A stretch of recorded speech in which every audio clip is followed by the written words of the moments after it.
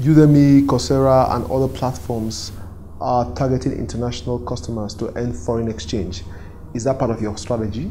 Yes, the Coursera's, Udemy's, there are a lot of foreign vendors that do this, but what they lack is the local content. So imagine learning a time management course where you're talking through how do you deal with Lagos traffic, as opposed to a train leaving New York for San Francisco or some other cultural reference that doesn't make sense in the context we're in. But really it's about how do we equip people to be successful in this local market. Now, beyond that, we are looking at ensuring that it's not just people within the Nigerian market that can benefit. Nigerians in diaspora, foreign individuals that want to operate in the Nigerian market can also learn, because a good example is one of the courses we have on Takora on the regulatory environment of the energy sector. Imagine an investor who wants to invest, or a Nigerian in diaspora who wants to come back and work in that sector, or someone who just wants to engage. Being able to learn from someone who has had a hand in setting up that regulatory framework. And so that engagement is a lot more effective, it's a lot more productive. Now, where there's foreign exchange involved, because that's a foreign customer for us, that's great, because obviously the more we can do to bring in that balance, the better it is for everyone. There are few Nigerians who make money from those kind of platforms. Is it possible to earn extra income from yours? Definitely, it's possible to make money because all of our content providers, for them, it's about not just providing knowledge, but also making it a commercially viable option. And so there is the opportunity. But beyond the money making for us is about the quality of the content. The individuals who can make money, as you say, on the platform, or who can provide the content are people who have a proven track record and who are impassioned to actually just empower people with that knowledge. Do you think our environment is welcoming enough for startups? It could be better, and a number of reasons.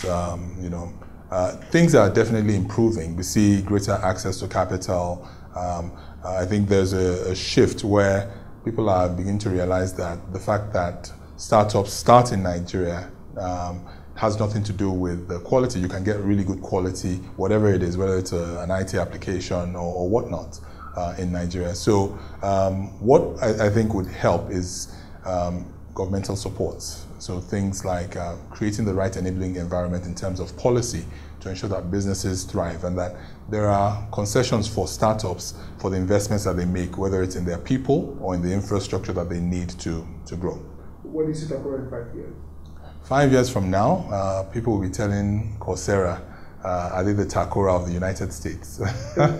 that's our vision, really. It's to be able to across Africa, create a network of professionals who are able to raise the level of excellence across different industries and ensure that professionals, entrepreneurs, and students, which is an area we'll get to, have local practical expertise to help them to improve their performance and be better. If each person is able to be better at what they do, then organizations will be better, then nations will be better, and that really is the overall objective that we have.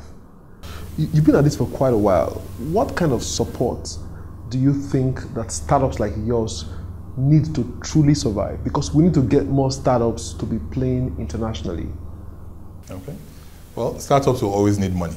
But even beyond money is awareness. It's awareness and local support, support for local content, where organizations look beyond the fact that they can get this locally and actually engage with startups like Takora and work with us, because we do have solutions that would work for the local market. So that awareness, that support from local organizations, local government agencies, local professional bodies, and local academic institutions, and using a solution that is built directly for the Nigerian market is, I think, the biggest support that we can get.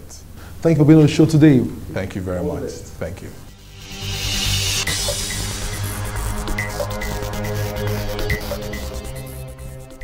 A friend from India once told me that Nigeria has no business developing hardware solutions until we have better infrastructure.